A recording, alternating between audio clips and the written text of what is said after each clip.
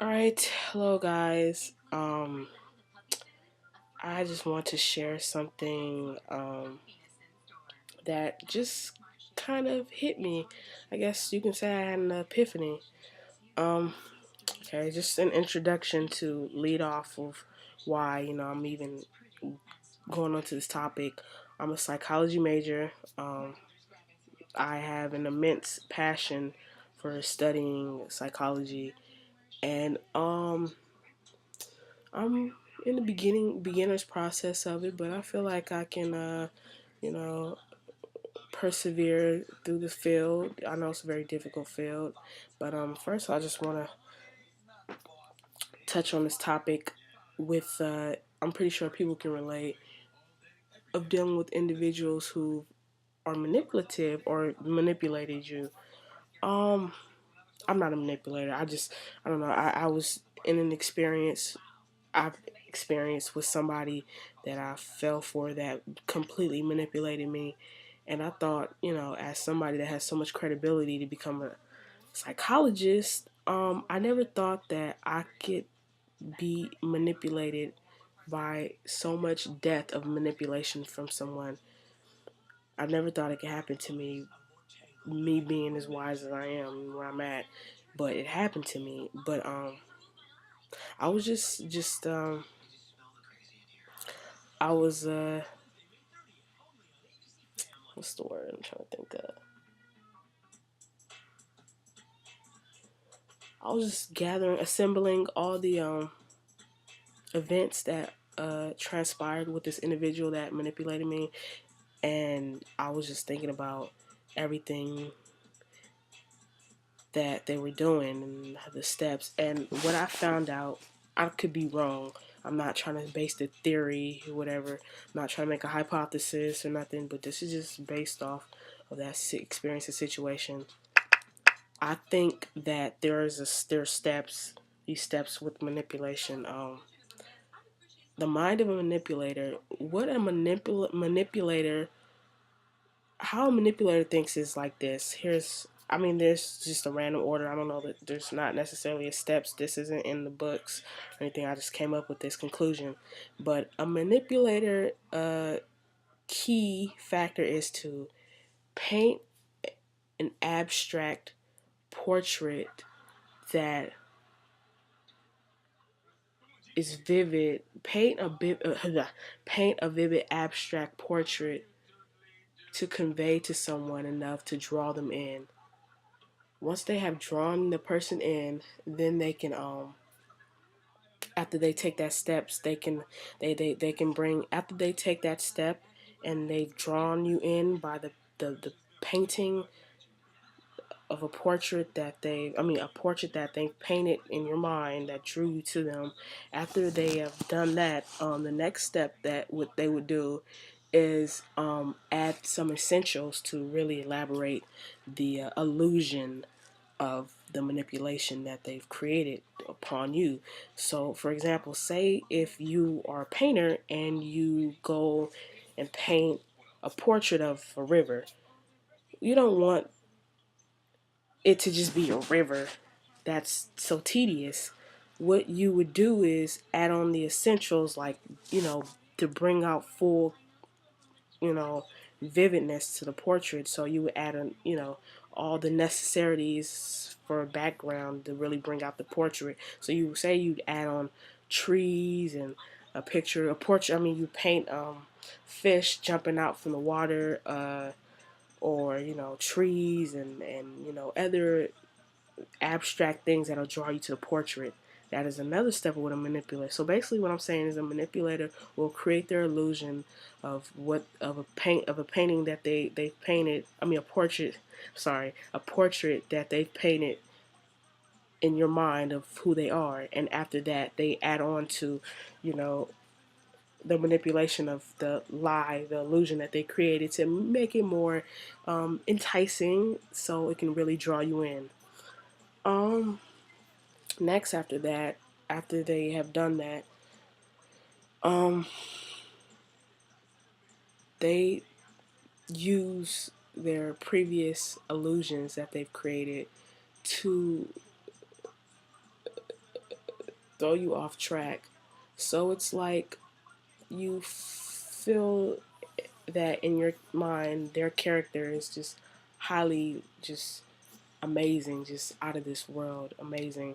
And then you realize, and then you may realize, well, some of your actions and some of the things that you may have said don't really kind of add up if you get to know the person well. But then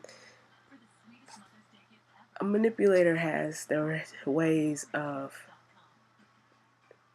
rearranging their illusion. So say if you catch on, you kind of you're starting to catch clues of things that just don't seem right with with like things just don't add up. Basically, if the things that they tell you just do not add up, you start to have raise eyebrows, like this maybe this person isn't what I thought they were. So they rearrange the illusion that they created by, I don't know, throwing you off, just making putting themselves out to be the victim. You know, if you as I go on, the more that you'll think about it, it really sounds sick for somebody, especially if it's just a regular human being. Like there's no mental disorder, they're just a regular human being like myself or you all, the audience, whoever's watching, and they do, like for a person to think and process like that and react and go through these procedures of, tricking people is really sick.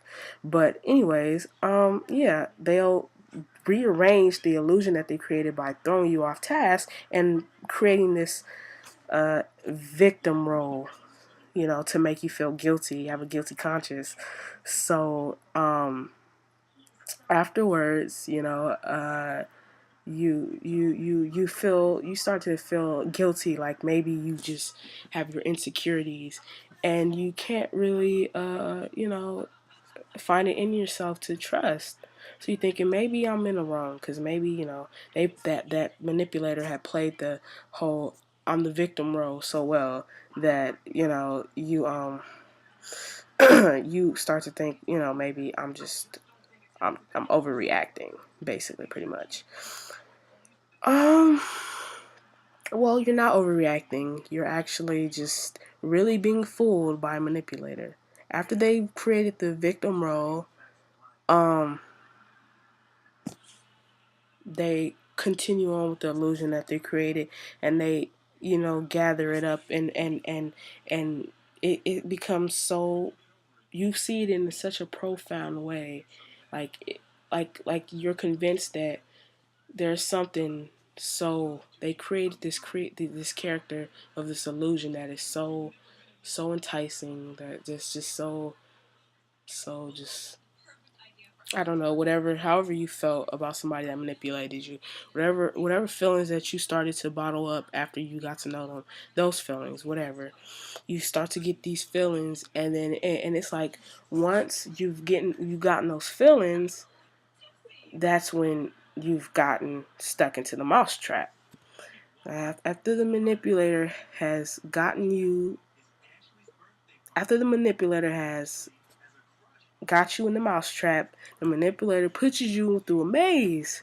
So it's like you're going through this, process with this person or whatever, situation with the person, and it's like things aren't really clicking well, like you would expect for, especially by the portrait that they painted of themselves, you wouldn't expect the situation to occur like that. So of course they'll make a situation, they'll create some situation that they're in to deem it as, well, it's not really me, it's just I'm going through certain whatever, da da da, some stuff is going on, I'm just, creating another illusion to just make you, basically just playing the victim role. The victim role is another key factor with manipulators, anything for the victim role. But the victim role, they play that, and then it's like you're drawn more to them. You know, because the victim role that they play is so convincing that you're drawn more to them, and it's like you really want to be there more because you want them to feel secure and safe. So that's when feelings sh- strengthen, and that's when they definitely have you on lock.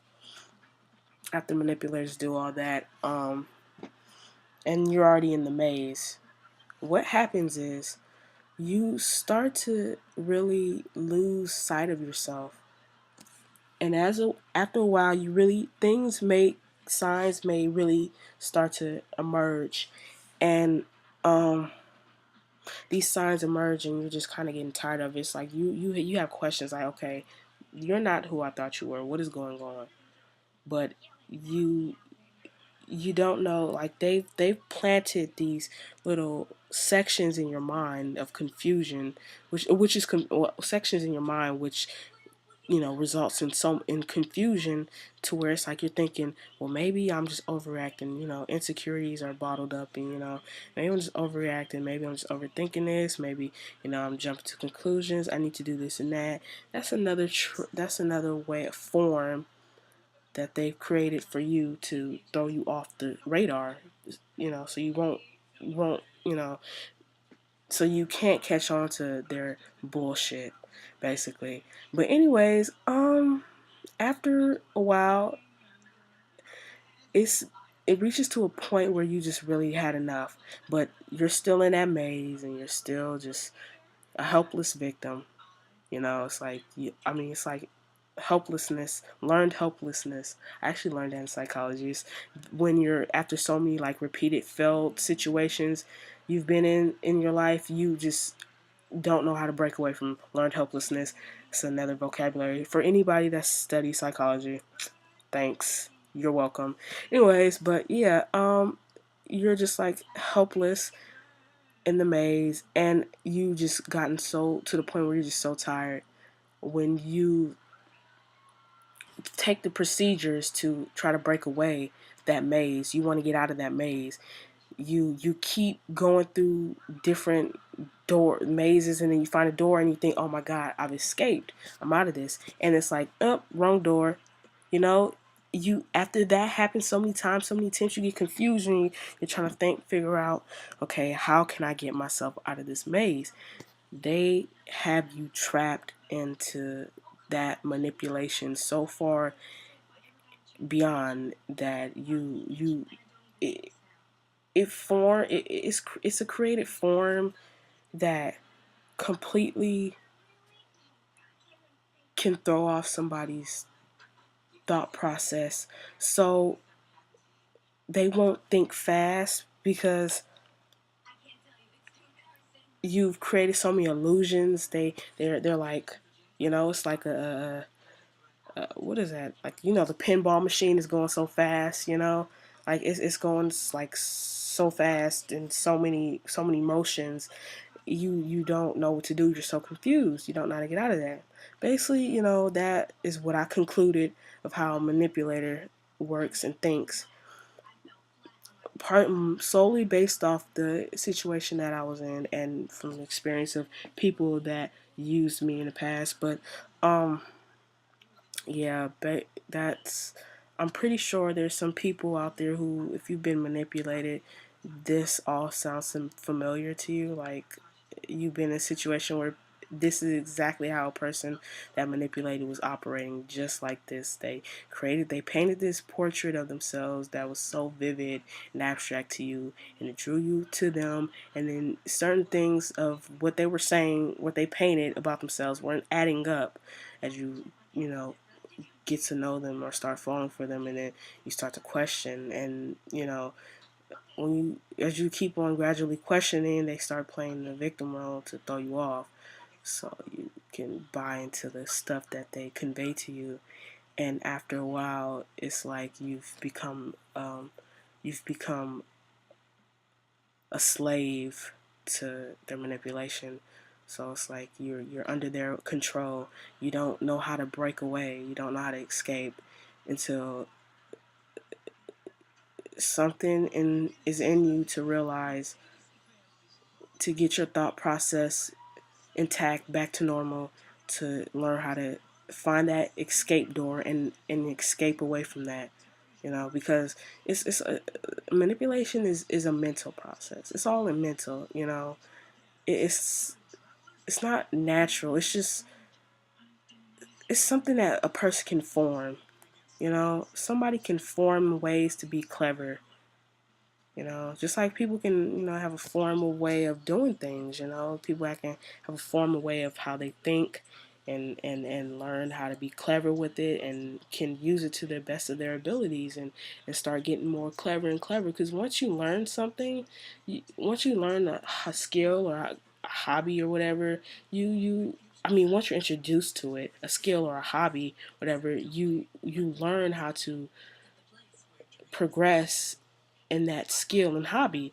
So it's like if you learn that you can be able to fool people and play with their emotions or manipulate them and deceive them, you'll find out based on the reactions of the people different ways of how you can, improve and be better at it.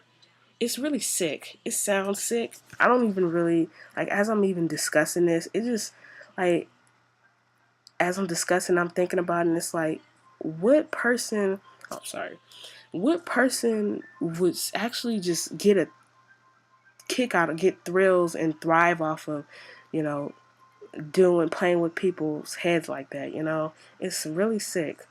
If you get a kick out of doing stuff like that, it's almost equivalent to like people who get a kick out of torturing animals and bullying people, or just trying to bash people, make them feel low, and just get a kick out of seeing them cry, and just stuff like that. It just makes me sick. It's sick to me that people really are like this, and there's a bunch of people like that in the world. But it's just something I wanted to share with you all, because I feel like I'm learning how to get myself away from that person in that situation. And if there's anybody out there that's in a situation where somebody's manipulating them, they just can't get away, I just want you to know this is a possibility of how manipulators really think. It's really probable, you know, that manipulators think exactly like that. This is just what I've concluded, because it makes sense of the experiences that I've encountered, situation that I was in. It's like, well, this has got to be, because it just made so much sense to me. Like I just broke it down into a formula of how maybe this is how they think, because this is exactly what I notice of how manipulators take their approach on manipulating people. So it's really a form. But like I said, all of that stuff is just like so much, and I just feel like it's sick for people to get a kick out of being like that, and doing that to people. I don't understand it, but I hope that if there's anybody watching that's been in a situation or is in a situation, I hope that that you can get out of being manipulated by people. And you know what? If you are manipulated by someone, or you've been manipulated by someone, don't take it as, oh my God, I wish I never met this person. I hate them so much. They ruined me. Just look at it as a learned experience. Like, you just need to know that. Just take it as a lesson learned. Just look at it as it's a lesson learning for when you meet people. Don't just take your time to get to know somebody. Even if their personality draws you to them so much, don't give an inch of stepping in. Just gradually, thoroughly scrutinize this person and their behavior and just everything about them. Because like I was manipulated for some months. I'm gonna say about 8, 9 months, and I'm going to say within the second or third month of getting to know that person, I just completely fell into the trap. Like, they had me exactly where they wanted me. but it wasn't as deep. It got deeper as the months prolonged. But they definitely had me, and I just felt like I couldn't get out of that situation. Like I just felt like there was no way out. I was doomed. I just I couldn't. It got to a point where my emotions were being so trickled, and I just couldn't control myself, and I was breaking down. But it's just a lesson learned that when you meet somebody, don't give an inch don't give an inch of giving in. Don't take an inch of giving in. Just gradually continue on to observe and get to know the person. Do not allow yourself to get so deep into that person, regardless of how amazing they seem, because a person can give you a painted portrait, and you fall from after 2-3 months, whatever, and then they'll gradually continue on the illusions that they've created and formulas of it, and they'll really have you in a low, deep, dark place that you don't want to be in. So just don't brush at all. Even if you have to take over a year to still scrutinize, control your emotions, be smart about your feelings and emotions. Don't give in. Don't open yourself like that. Even though, regardless, like me, I'm such a nice, kind person, so I really I wear my heart on my sleeve. But it's just that I need to learn how to take um, precaution to how I approach that situation where from a friendship or whatever, I'm close to somebody, because you're, regardless of if you think, oh well, I can tell a person's character easily, I'm a good judge of character. It doesn't matter.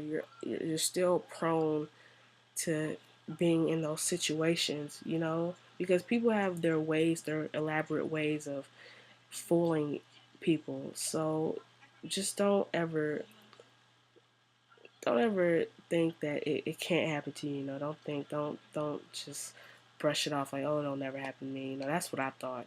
But like I said, just take precautions and don't be so quick to give an inch of giving in.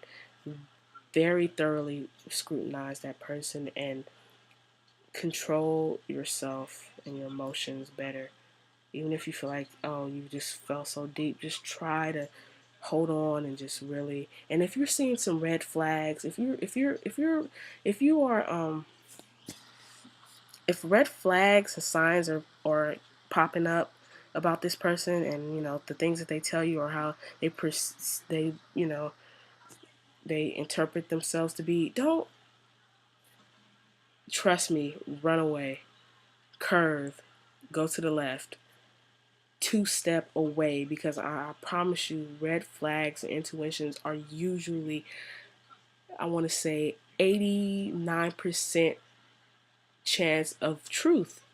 Like, if you feel that you're being lied to, there's a 89 to 93% chance that you're being lied to. Actually, it might be even higher than that. It might be a 97.8% chance that you're actually being lied to if you feel like you're being lied to. So, if you're feeling like you're sensing red flags, do not whatsoever disregard those red flags. You go with your intuition. And if you feel like after you sense the red flags, that you don't want to just break away and not give that person benefit for the doubt. If you want to give them a chance, give them the chance, but definitely be precautious and reluctant on how you open up to that person or whatever, or how you give your, what, I don't know how you approach people. I mean, however you approach a person, just be very reluctant to opening, wearing your heart on your sleeve and giving yourself that person if you're sensing red flags. Because once you do that, even though after there's red flags and you give in, you are in a tough situation where you're really going to get your emotions and your feelings are going to be so out of so out of place, and you're really going to get hurt. you know um that's what I learned. So definitely You know, don't ever disregard your red flags, your intuitions, because it's a high percentage chance that they're right. So I just want to share that with you guys. So give me feedback if you agree or not.